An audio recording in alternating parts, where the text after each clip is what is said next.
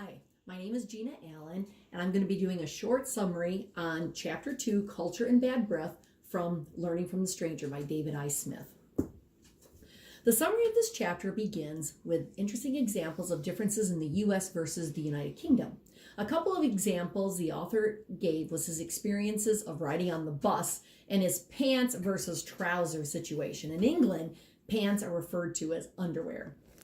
We notice cultural differences in others before we notice them in ourselves. We feel like we're normal while other people are different. He also had a small article in there about the U.S. citizens' morning routine in 1936. It was an interesting example of one morning routine that was encompassed traditions from around the world that we see as our own. Part of cultural understanding is recognizing we attach meanings to hearing, seeing, and speaking. Hearing.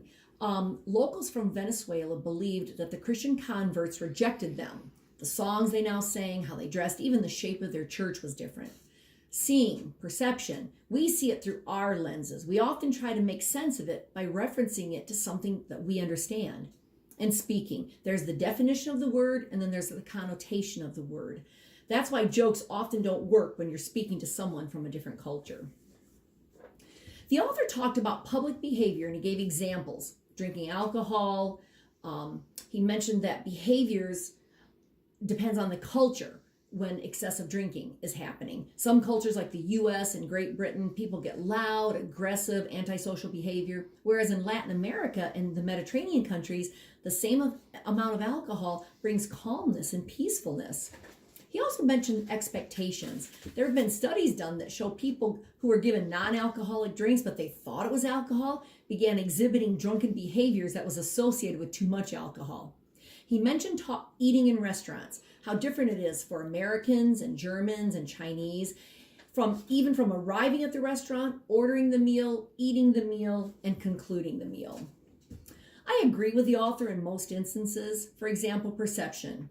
When I was taking classes as a guidance counselor, I was struck with the idea that most of the time it's not what is said, but how it's perceived. In America, we might hear someone say something like, "I didn't mean it that way," or "I'm sorry if it sounded like this. What I actually meant was this." How much more difficult when we include other cultures.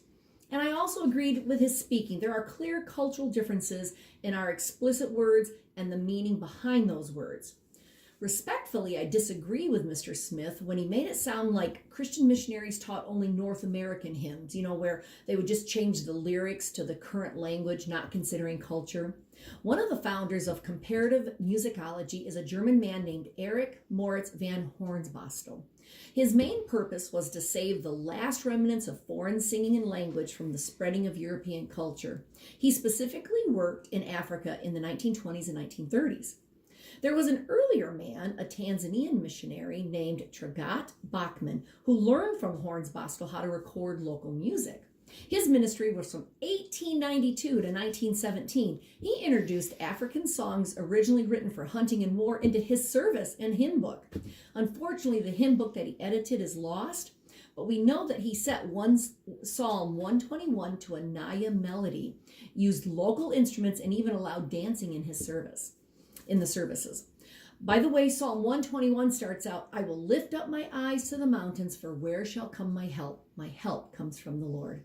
I just want to mention one other person. Franz Ferdinand Reitzig was born in 1902, also from Germany.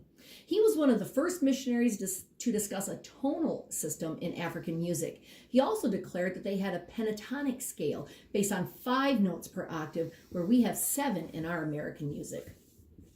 It appears that communication theory is prevalent in this chapter.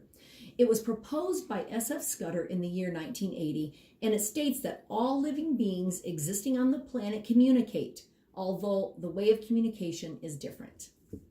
Thank you. References?